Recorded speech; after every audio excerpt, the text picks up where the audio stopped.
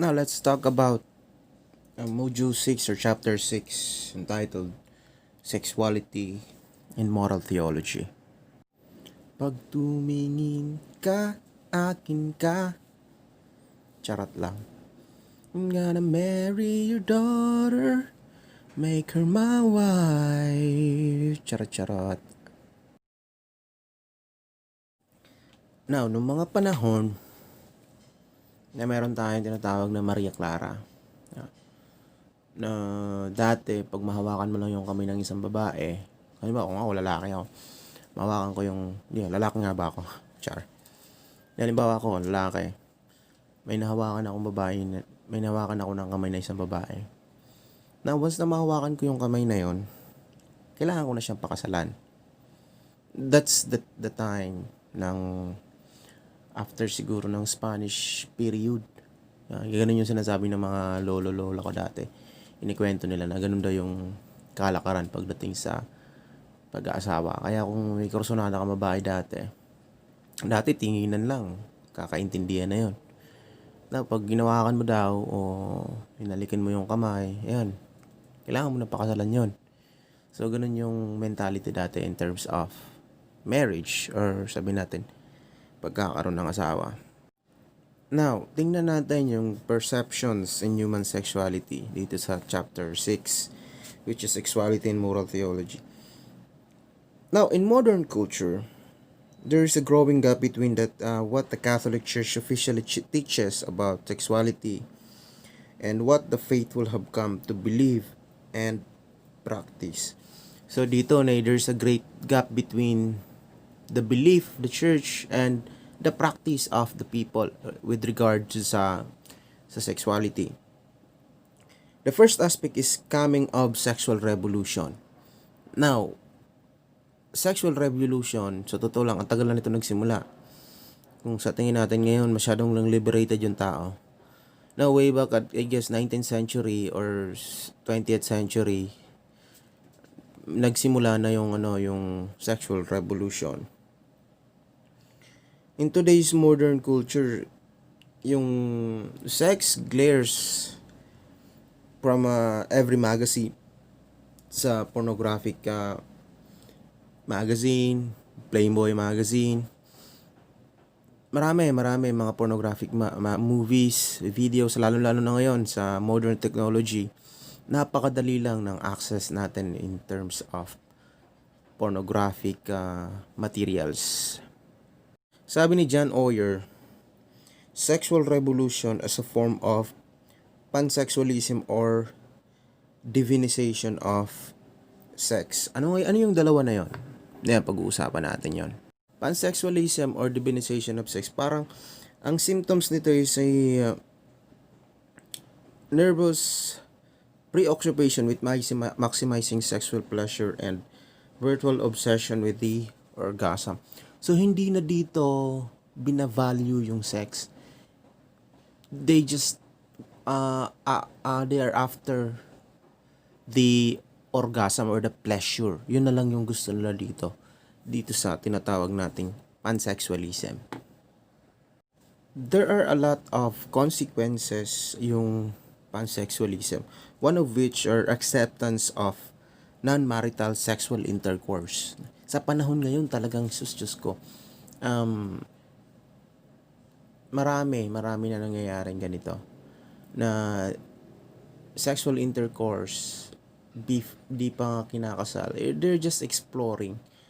High school students, junior highs, they are already exploring.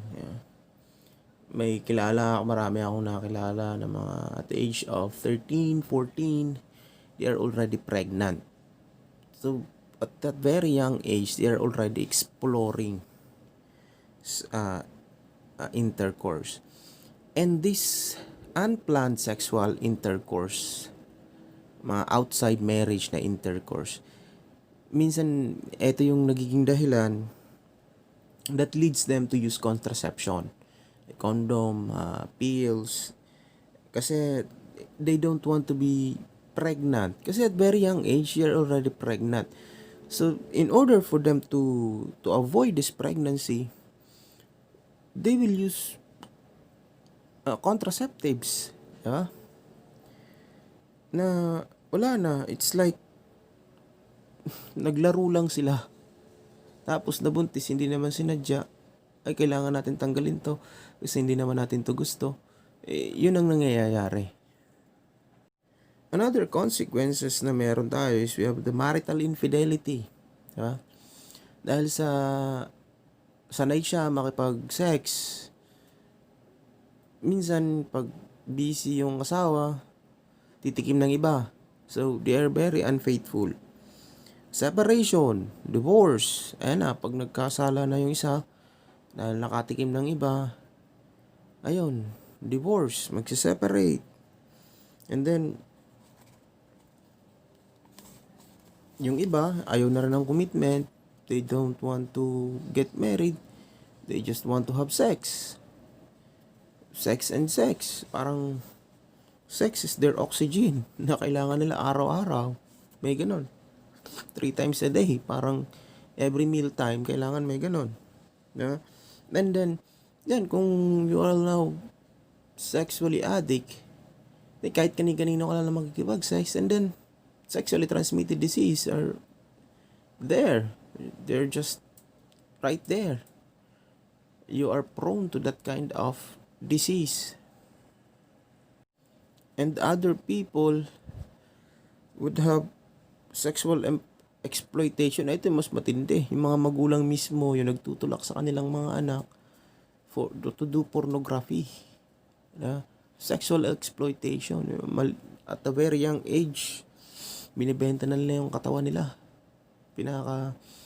Para mabuhay. These are the things that consequences na meron tayo sa pansexualism. And then, growing number of divorce or abortion. Lalong-lalo na sa panahon natin ngayon, a lot of people, a lot of women doing this abortion. Sabihin ng iba, overpopulated na yung tao, kaya okay lang daw yung abortion.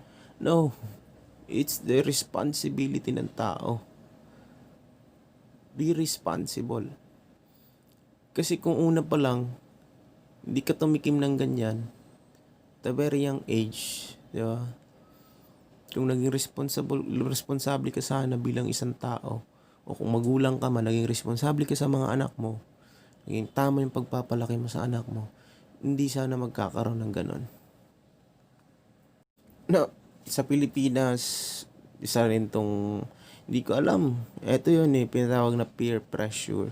Sa mga kalalakihan, pinagmamayabang nila ito, na pag nakatikim na sila, uy Brad, hindi na ako virgin, nakatikim na ako dun sa girlfriend ko, parang ganon. Yeah. Na parang kinamacho nila yon, kinagwapo nila yon. And then, yun, sa buong tropa, kailangan lahat na makatikim. At pag ikaw, isang lalaki, isang ka-member ka ng tropa na yon, hindi ka pa nakakatikim ng sex, na mabubuli ka nila. That means, ito yung tinatawag natin initiation into sexual relations. Na kailangan, pag bilong ka ng tropa, kailangan makabilong ka sa tropa, dapat at that certain kind of age, dapat nakatikim ka na. At dahil yan sa mga tikim-tikim na yan, ayan, nakadisgrasya. At a very young age, naging batang ama. Yun yung mahirap. Paano kung hindi ka pa nakapagtapos ng pag-aaral? Paano mo bubuhayin yung pamilya mo? Ayan na. Nandyan naman si nanay, nandyan naman si tatay. Unang-una, pinasok mo yan. It should be a responsibility. Kaya, dahil sa bata pa, puro paisip bata, hindi nag-workout yung relationship, yun, separate, divorce. Sino kawawa? Bata. Isa pang bagay, itong tinatawag na stag party. Ewan ko kung totoo talaga ito, pero feeling ko totoo ito stag party. Itong stag party, para siyang bachelor's party. Halimbawa, ikakasal na ako bukas. Ngayong araw, may stag party para sa akin, bachelor's party. dahil kakasal na ako bukas, dapat ngayong araw, itong araw ko na to, susulitin ko yung pagiging binata ko. Na kailangan makatikim ako ng iba't ibang babae dyan. Yeah. Bago man lang ako mag-asawa bukas. Yun ang tinatawag nating stag party. Ito yung sinasabi nila na pagsasamahan, being part of friendship. Ito na naman tayo sa wrong concept of pakikisama. Diba? The misconception o misinterpretation of pakikisama. And then this pakikisama becomes a habit, a culture ng mga kapanahunan natin ngayon. Ayun. Yeah. Kailangan, bago kayo kasal bukas, kailangan ngayon mag-enjoy ka, gawin mo lahat ng pwede mong gawin bilang isang binata. Kasi bukas, sabi nila, katali ka na. Yeah. However, on the other side, on the part of the woman, she should be pure. She should be virgin. Pero utang na loob, di ba? Bakit ganun? Yeah. But for now, titingnan natin, halos karamihan ng kinakasal ngayong babae is not anymore virgin. At binibigay agad nila. Kasi bakit nila binibigay? Minsan karamihan, may mga nakakausap ako na nakilala ko ng mga tinatanong ko ng mga kaibigan ko kung bakit binibigay nila yung kanilang virginity to their boyfriend. Sabi nila, kasi mahal ko. Kasi pag hindi daw dami yung ginawa, magbe-break daw kami. So, utang na loob, 'di ba? Pag ganun, iwalayin mo na 'yon. 'Di ba? And then some girls would say na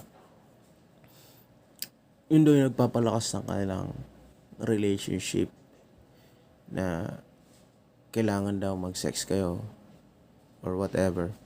Pero utang na loob, ang dami ko na nakilala, binigay na't lahat. Kinain, nilunok, sinuka, linuwa, intiro na. At the end, they just broke up. Yeah. So ano yun? Pero kung preserve mo at the very beginning, up until marriage, then it's good. Sana, at least, the end, kung mag-break mo ngayon, no regrets. Yeah. Kasi ang nangyayari ngayon, dahil sa hindi binigay, that will be the regret. Kung sana binigay, so hindi sana nag-ibalay. No, it's a mistake. Sa Pilipinas, we have now the practice of, dati when I was in college, we have this RH bill. Isa ako sa mga nagparticipate sa rally na yan that time. Because the very concept of RH bill during that time is iba. But ni-revise. And then soon naging siyang RH law, reproductive health law. Pero kung nabasa mo yung pinakaunang version ng RH bill, talagang iba yung dating niya. Parang they are encouraging the young people to use contraceptives, which is at elementary years, you are now introducing the use of contraception like condoms and pills, and how to handle those things. Hindi, imbis na yung iniisip nila is the playtime for their childhood, nag-iisip na sila ng mga ganung bagay. So which is not so good. And even in the Philippines, we are also fond of this taboo morality, na bawal pag-usapan yan, lalo na in terms of sexual things. Hindi pinag-uusapan sa bahay yan. I remember when I was still young, we never talk about that things. Pag napapamali, bata ka, curious ka, and you ask something about sexuality sa parents mo, you will be slapped by your parents sa mukha. Na maraming beses ko na naranasan yun because of those things. Another thing is, the second aspect is the demonization of sex. There is a belief that sex is dirty, shameful, or impure. Dalawang reasons dito, dalawang syndrome here, sexual perversion and Platonism. Now, sexual perversion was widespread in the Greco-Roman world, where Christianity sprouted and began to influence people in the empire. Now, even Saint Paul, letter of Saint Paul to the Colossians, sabi dito, put to death, therefore, what is earthly in you, fornication, impurity, passion, evil desire, and covetousness, and idolatry. So, even Saint Paul's already telling this to his letter to the Colossians na we need to remove all those earthly things. As sexual pleasure, kasi sexual activity is earthly. Now, Saint Paul's giving this letter to the Colossians, sinasabi niya na we should take away all those pleasurable in us. Kasi everything that is pleasurable is not really good sa atin. Especially fornication, passion, desire, evil desires, those things. Platonism naman argued that there is spiritual, the idea that is that all that it is real is spiritual, the ideal. Now, sabi nga natin, di ba, last time, Plato believed that the body is made out of evil and then the soul is made out of good spirit. Now, dahil sa we are human beings made of body, so we have the tendency to do what is evil, nagagawa ng mali. Now here, one of Augustine's mentor, Saint Ambrose, regarded sexual intercourse even between husband and wife as defiling, na hindi siya maganda. Kasi kaya nga dito na nalagay natin na yung mga pare bawal mag-asawa because of their ministerial office must be kept pure and unspotted. Kasi para sa kanila, sexual intercourse is defiling. Kaya kailangan daw wag mag-asawa yung mga pare in order for them to preserve yung ministerial office that they have. And then demonizing sex was further manifested in the rigorism of Victorian or the Puritanistic period during the 17th century to 18th century. This period was the beginning of an age of repression, emblematic of what we call the bourgeois society. In the Victorian bourgeoisie, sexuality was carefully confined, moved into home. The conjugal family took custody of it and observed. Ito na yun dito. Na during the time of the Victorian bourgeoisie or the 17th to 18th century in the bourgeois society, during the time they're putting bells, small bells, little bells sa kama or sa higaan ng kanilang mga anak na lalaki para ma-prevent yung tinatawag na masturbation. Kasi alam naman yung mga lalaki, they can relate to this, that when a man is doing masturbation, makakalimbang yung small bell na yun. Then maririnig ng parents, and then mahuhuli siya. Dito naman sa Pilipinas, we have this the influence by this was the sexual perception na naka-influence sa atin is the Maria Clara, the touch me not attitude. Yan dahil sinasabi ko nga na once na mahawakan mo yung babae during that time, kailangan mo na siya pakasalan o halikan mo lang yung kamay. So those are the ito yung naging epekto sa atin, especially during the Spanish era. And then marital sex was not really discussed in a family, lalo na sa sa loob ng bahay, hindi pinag-uusapan yon. The taboo morality was really a present during the time. And then the third aspect is, which is the last aspect that we have, is the inadequate theology. Yan. Isa ring failure din siguro ito ng mga church leader during the time, kasi they don't really give the proper theology sa mga parents. Good thing this era, during and the Second Vatican Council, the church's leader, they are really trying their best to guide the family, especially in this human sexuality.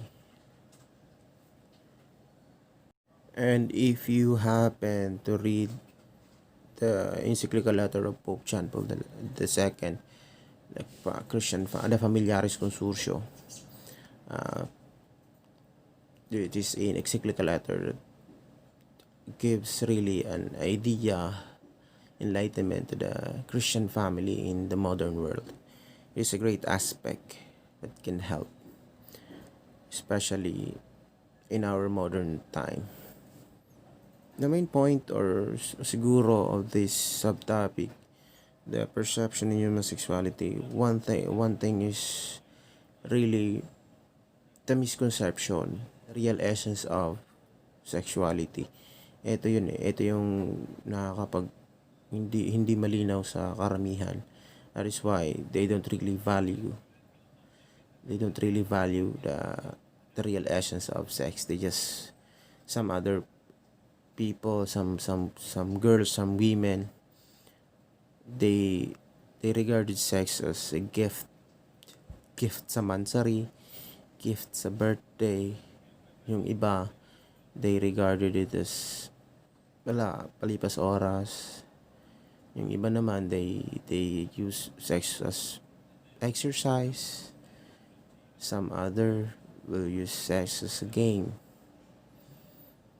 Some other, the worst thing is they do it for money.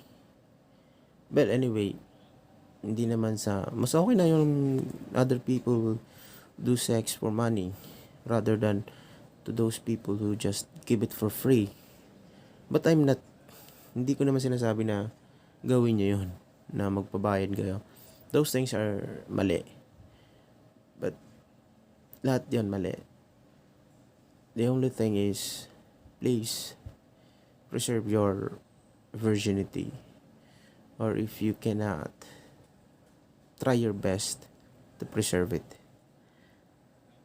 This will be our assessment number 1. Okay? Listen very carefully.